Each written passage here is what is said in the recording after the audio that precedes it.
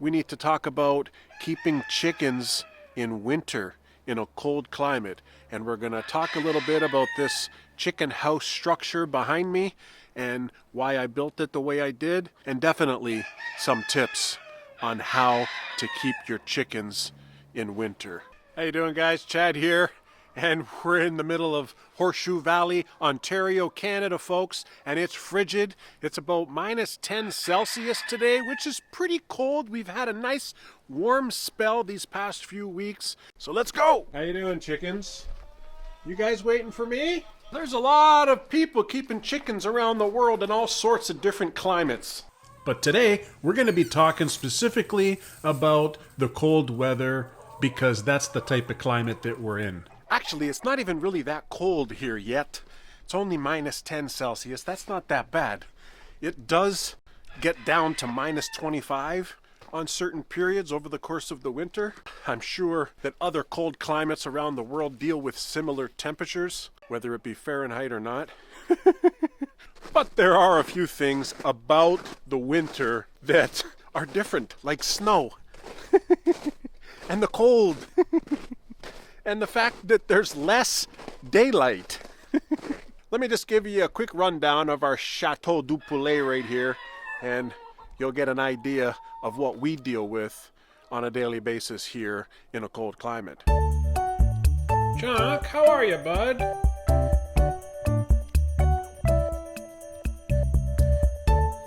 It's basically a gazebo-style chicken house, chicken coop, but it has 7 coops. And it has 8 sides. It's a gazebo style, so it's octagonal with 8 sides. And 7 coops. The 1/8 side here is my main entrance to go in and out. You can see all the outer rings here are runs for the birds. So they're able to go outside fully protected from predators. And that's an important distinction to make, because we have this hardware cloth all along the outside. There's no predators who are getting in here. We also have a full shingled roof, so aerial predation is 0. So each side is supposed to have 1 coop and 1 run, but what I've done, because we don't really have more than 3 different breeds of chickens. For example, this is Elvis Presley's coop, and they got this run and that run, so they basically have 3 runs. They have an area to perch so they can sleep at night, and they roost up on these bars. They have access to these custom nesting boxes.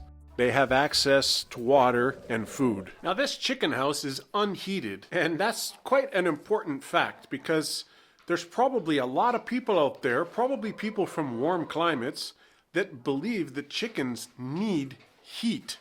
We need to provide them a heater inside the coop. And in fact, I believe that you don't. Let's face it, chickens have been on this planet for centuries and millennia, and they never had heaters before. They have feathers, they have under feathers, they have an air pocket in between. You ever seen chickens at night in a cold climate that kind of puff themselves up like this? That's because they're basically puffing up that air pocket inside.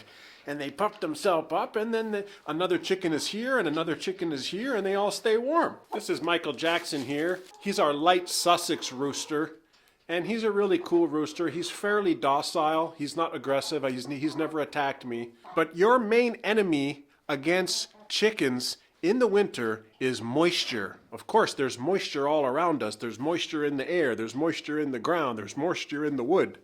You can't get away from it, but you have to do something to control it. If you don't control it, basically, this is their wattle. You see that thing right there? That's their wattle. And if that gets wet and it's cold, then it starts to get a little frosty on there, and eventually it'll turn black and not really be that healthy. In addition to that, you got their comb up top. You see the comb? That thing right there? That's gotta stay dry. You don't want there to be too much moisture in the air because that's gonna turn all black.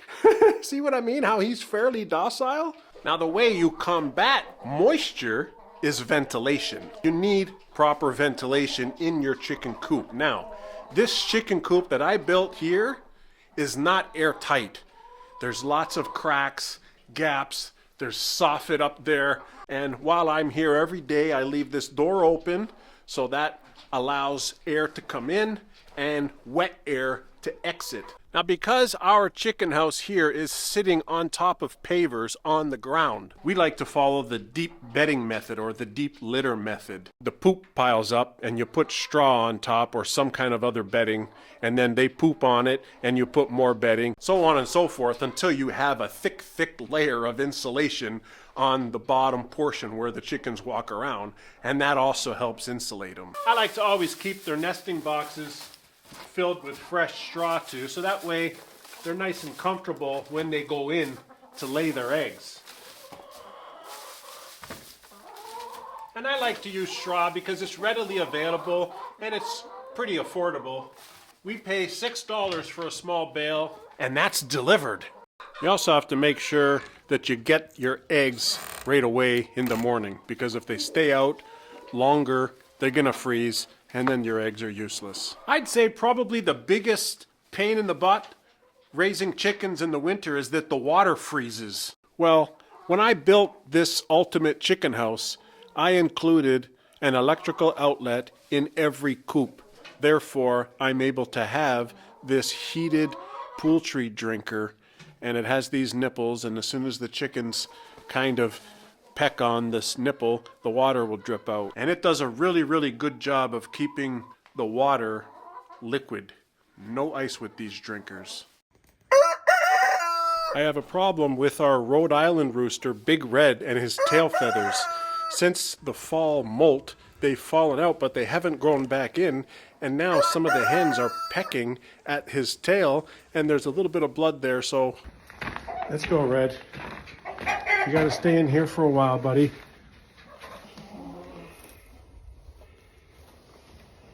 Olive, you're saying hi to Red, huh? Olive, out. Come on now, out. He needs to quarantine for a bit. Some other people who have commented on other videos have also said that he needs some time away from whatever hen is pecking at that wound. And that, folks, is a perfect example of the advantage of this octagonal coop, because I have a quarantine coop. Otherwise, what would I do? Keep them in a small cage or a crate or something? A couple more things to think about when keeping chickens in a really cold climate. Usually, cold climates around the world have predators. So in our case, with this design, it doesn't matter, because the birds are perfectly protected, and I do not free range these birds. You have to know your own surroundings, know your area, and be aware of the types of predators that you have, and build your structure accordingly, or just don't free range your birds at all. Maggie, let's go. Maggie, come on. Get out of there. Say hi to Olive. Also have to worry about latches. We use this carabiner type item like this because maybe some animals can figure out how to open that, so I always put a carabiner. We've also started laying a security apron around the base to prevent any animals from digging. Think about it, guys. Predator is extra hungry during the winter because the food is a little bit more scarce, you know? Because it's winter, there's snow everywhere, it's cold, a lot of animals are hibernating, they're nesting just to wait until the winter is finished. So a lot of the bigger type animals, they're hungry. You okay, Dex?